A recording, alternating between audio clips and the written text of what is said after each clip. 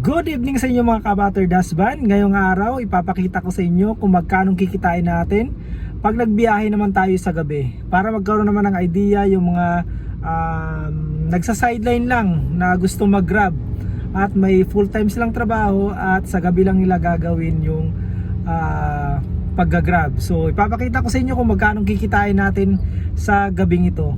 Time check nga pala guys is 6 PM na ng gabi.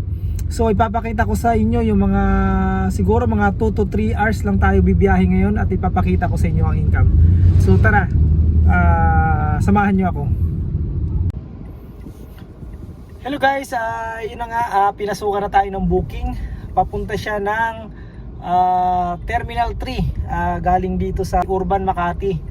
So malaki-laki siya, ang fare niya is 351.39. So papunta ako ngayon, dito ako sa may stoplight. Medyo traffic lang, yun lang ang problema pag sa gabi, medyo traffic, pero malalaki yung yung fare. So titingnan natin kung magkano tayo ngayong gabing ito. Actually kanina guys, bumiyahe na ako umaga. So ngayong gabi ipapakita ko lang sa inyo kung magkano yung aabutin. Kasi maraming nagtatanong sa atin kung mag-part-time lang ba sila, kung pagka-out nila sa trabaho at bibiyahe sila, kung magkano aabutin ang kita nila. So tara, pipick upin ko muna yung passenger natin. So update lang guys, bali nahatid na natin sila sir dito sa Terminal 3. Sobrang traffic lang, grabe. Inabot tayo ng 1 oras mula Makati, sa may Urban Makati papunta dito sa Terminal 3. Yun lang pala disadvantage pag gabi, sobrang traffic.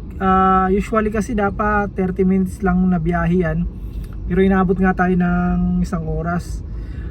Although malaki naman yung fare, 351, pero yun nga, 1 oras naman natin biniyahe. So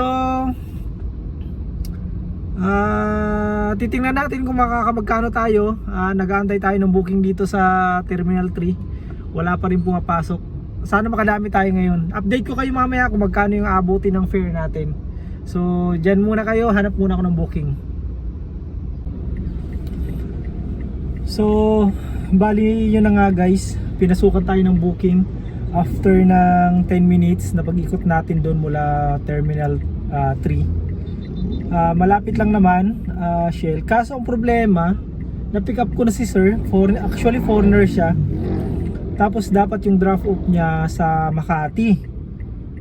Kaso biglang nagpababa siya dito, hindi pa kami nakakalayo. Siguro mga 10 to 15 minutes na biyahe namin. Nagpababa siya dito sa may 5 star, sa may bus station. So hindi pa kami nakakarating dun sa Makati. So sabi niya okay lang daw na i-charge ko siya ng kung magkano yung amount, kasi naka-grab pay, so hindi natin ma-edit yung amount. So pina-charge naman niya sa akin na same amount. Actually bali 180, pero yung tinakbo namin wala pang 2 kilometro, nagpababa na siya agad eh. So yun lang, update ko lang kayo. So nakakadalawang booking na tayo.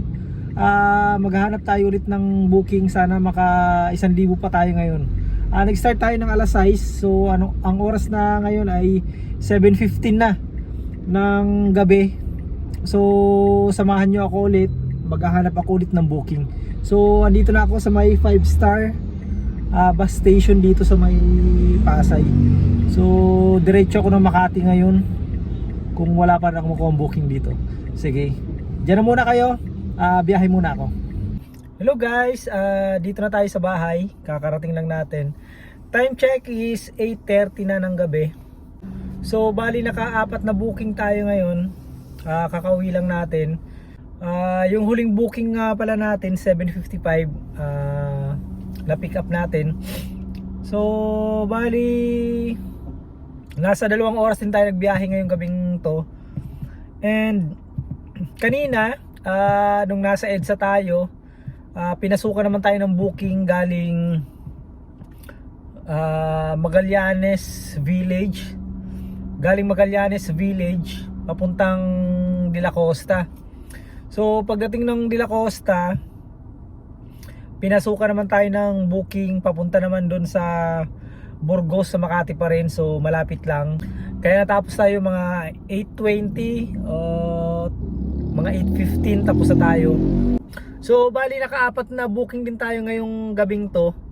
And ipapakita ko sa inyo kung magkano yung kinita ko ngayon.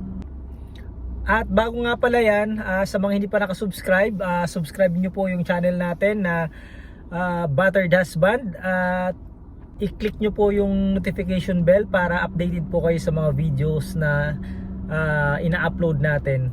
Nga pala, meron din pala tayong Facebook page na Battered Husband.